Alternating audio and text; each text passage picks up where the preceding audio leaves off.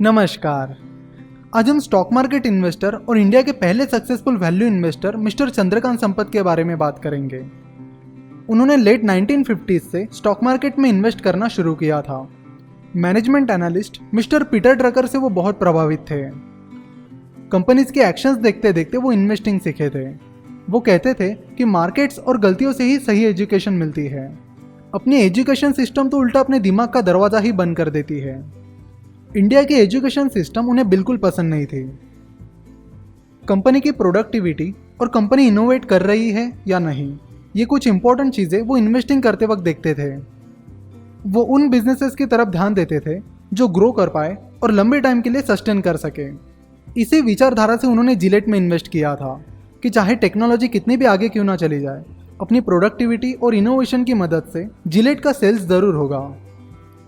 1973 में इंडिया में जब फेरा that is foreign exchange regulation act लागू हुआ, उसके बाद कई सारी फॉरेन कंपनीज बहुत सस्ते वैल्यूएशन पर मिल रही थी और इस अपॉर्चुनिटी का मिस्टर संपत ने पूरा फ़ायदा उठाया और फॉरेन एफएमसीजी कंपनीज में हेवीली इन्वेस्ट किया। उन्हें एफएमसीजी बिजनेस में बहुत इंटरेस्ट था। एफएमसीजी बिजनेस को वो अच्छे से समझते थे, इसलिए उस वक्त उन्होंने हिंदुस्तान यूनिलीवर, जिसका नाम तब हिंदुस्तान लीवर था, जिलेट, जिसका नाम तब इंडियन शेविंग प्रोडक्ट्स था, इन जैसी एफएमसीजी कंपनीज में इन्वेस्ट किया था। वो ज़्यादातर एफएमसीजी और फार्मा कंपनीज में इन्वेस्ट करते थे। अच्छा मैनेजमेंट, कम डेट, कम कैपिटल एक्सपेंडिचर, अच्छा ROC that is return on capital employed, free cash flow, consistent dividend, ये उनके कुछ इन्वेस्टिंग क्राइटेरियाज थे। उनका मानना था कि कंपनीज को कंसिस्टेंटली अपने प्रोडक्ट्स और सर्विसेज में वैल्यू ऐड करनी चाहिए। जिन कंपनीज पर बहुत सारा कर्ज है उनसे वो दूर रहते थे। कंपनी अपना कैपिटल कैसे यूज कर रही है इस पर वो बारीकी से ध्यान देते थे और कंपनी के आरओसी को एनालाइज करते थे। उनके अनुसार अच्छे बिजनेसेस को ग्रो करने के लिए कुछ खास एडिशनल कैपिटल की ज़रूरत नहीं पड़ती। वही खराब बिजनेसेस को लगातार एडिशनल कैपिटल की ज़रूरत पड़ती है और फिर भी वो ग्रो नहीं कर पाते। Be fearful when others are greedy and be greedy when others are fearful, इस रूल को वो फॉलो करते थे। उन्होंने अपना इन्वेस्टिंग से जुड़ा नॉलेज उस टाइम बहुत सारे नए और एस्पायरिंग इन्वेस्टर्स के साथ शेयर करके इंडियन मार्केट में अपना बहुत बड़ा योगदान दिया है। मिस्टर पराग पारिक कहते हैं कि मैंने मिस्टर संपत की वजह से ही स्टॉक मार्केट में इन्वेस्ट करना शुरू किया था। आज मैं जो कुछ बना हूँ वो उन्हीं की वजह से बना हूँ। तब शेयर्स खरीदने बेचने के लिए ऑनलाइन सिस्टम नहीं था, तो इन्वेस्टर स्टॉक मार्केट टाइमिंग में बॉम्बे स्टॉक एक्सचेंज जाते थे और जब उनकी मुलाकात मिस्टर चंद्रकांत संपत से होती थी तो वो बहुत खुश हो जाते थे क्योंकि उन्हें उनसे बहुत कुछ सीखने मिलता था। तो अपना नॉलेज शेयर करके उन्होंने बहुत सारे नए इन्वेस्टर्स की मदद की, जिसमें आज के कई टॉप इन्वेस्टर्स जैसे कि मिस्टर राधाकिशन दमानी, मिस्टर पराग पारिक, मिस्टर पोरिंजो वेलियात और मिस्टर रमेश दमानी शामिल हैं। ये सब इन्वेस्टर्स जब अपने इन्वेस्टिंग करियर की शुरुआत कर रहे थे तब मिस्टर संपत ने उन्हें गाइड किया था और ये एक चेन सिस्टम की तरह वर्क होता गया। मिस्टर संपत ने मिस्टर राधाकिशन दमानी को गाइड किया, फिर मिस्टर दमानी ने कई सारे इन्वेस्टर्स को गाइड किया, जिसमें मिस्टर राकेश झुनझुनवाला भी शामिल है।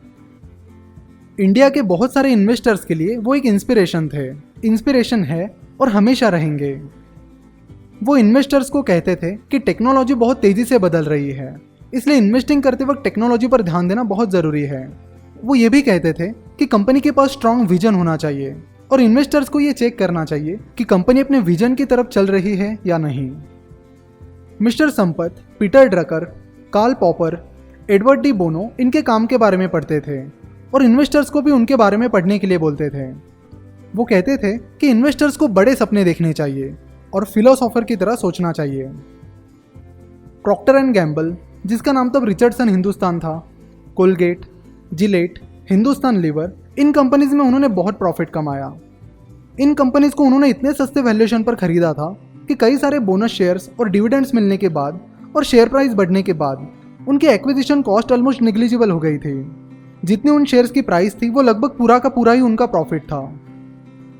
वो इन्वेस्टिंग में और अपनी लाइफ में दोनों में डिसिप्लिन थे। स्टॉक मार्केट इन्वेस्टिंग में इतने सक्सेसफुल होने के बावजूद भी वो बहुत सिंपल लाइफ जीते थे। उनके पास कार होने के बावजूद भी वो कई बार पब्लिक ट्रांसपोर्ट से ट्रैवल करते थे। वो मोबाइल फ़ोन भी यूज़ नहीं करते थे। अपनी पूरी लाइफ टाइम में उन्होंने सिर्फ 1-2 इंटरव्यूज़ ही दिए हैं। आखिर तक उन्होंने मीडिया से अपनी दूरी बनाए रखी। साल 2015 में उनकी डेथ हुई।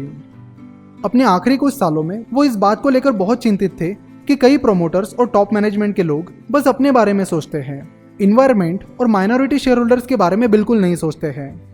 मिस्टर संपत को इन्वायरमेंट की बहुत चिंता थी। उन्हें इंडिया के वॉरेन बफेट के नाम से भी जाना जाता है। हम आशा करते हैं कि मिस्टर चंद्रकांत संपत की इस इन्वेस्टमेंट जर्नी से आप जरूर कोई ना कोई सीख लोगे। मिस्टर चंद्रकांत संपत की इन्वेस्टमेंट जर्नी और इन्वेस्टमेंट प्रिंसिपल्स अपने दोस्तों के साथ शेयर करना बिल्कुल ना भूलें। अगर आपको इस वीडियो से रिलेटेड या स्टॉक मार्केट से रिलेटेड कोई भी सवाल है तो आप हमें 9049641491 या 8055835835 इन नंबर्स पर कॉल या व्हाट्सएप कर सकते हो। हमसे जुड़े रहने के लिए आप हमें फेसबुक और ट्विटर पर फॉलो कर सकते हो।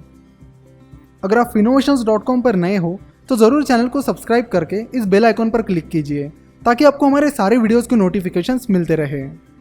हम ऐसे ही फाइनेंस और स्टॉक मार्केट के वीडियोज़ अपलोड करते हैं। हमसे जुड़े रहने के लिए और वीडियो देखने के लिए धन्यवाद।